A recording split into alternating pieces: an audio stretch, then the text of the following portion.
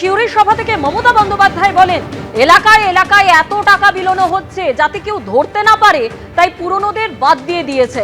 কারণ বিহার থেকে টাকা আসছে, আর্মস আসছে, ভোটার আসছে।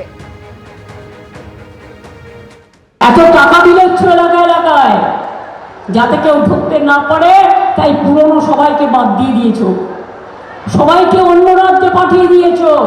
কারণ বিহার থেকে টাকা আসছে, ড্রাগ আসছে, আর্মস আসছে, ভোটার আসছে। আপনাদের ভোটের জায়গায় তারা নাকি ভোট দেবে।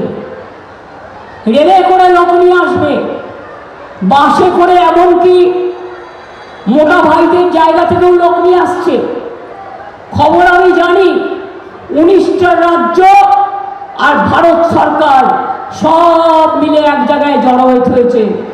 আমি একা লড়ে যাচ্ছি মানুষকে নিয়ে, কারণ আমি মনে করি আমি একা নই, মানুষ 100, আমি 101। এই মুহূর্তে যে খবরের দিকে নজর রাখবো, ডায়মন্ড হারবারে টাকা ভর্তি গাড়ি সহ 2 বিজেপি নেতা আটক। হটুগঞ্জে কেন্দ্রীয় বাহিনী পুলিশের নাকা চেকিং এর সময় সন্দেহ হয় আর আটক করা হয়েছে সেই গাড়িটিকে। 2 বিজেপি নেতাকে আটক করা হয়েছে এই ঘটনায়। আটক করা হয়েছে মগরাহাট পশ্চিমের বিজেপির ইনচার্জ অরুণাভ মজুমদার এবং মগরাহাট পশ্চিমের বিজেপির আহ্বায়ক অক্ষয় চক্রবর্তীকে। আরো বিস্তারিত জানতে কথা বলবো আমাদের প্রতিনিধি পার্থ প্রতিম ঘোষ এই মুহূর্তে টেলিফোনে আমাদের সঙ্গে রয়েছেন। পার্থ, আর কি জানতে পারছো?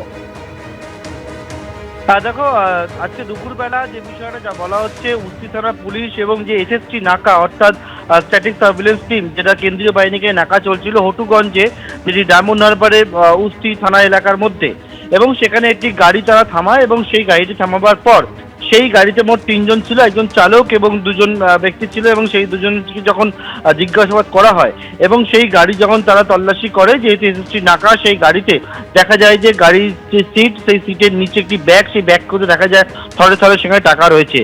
9,88,000 টাকা সেই টাকা কিন্তু তাদের কাছে ছিল, এবং এই যে 2 জন টাকা নিয়ে যাচ্ছিল তাদেরকে আটক করা হয়েছে, যার মধ্যে একজন হচ্ছে অরুণাভ মজুমদার, যিনি হচ্ছেন মগরাহাট পশ্চিমের বিজেপির ইনচার্জ, এবং অক্ষয় চক্রবর্তী, যিনি হচ্ছেন মগরাহাট পশ্চিমের বিজেপির কনভেনার।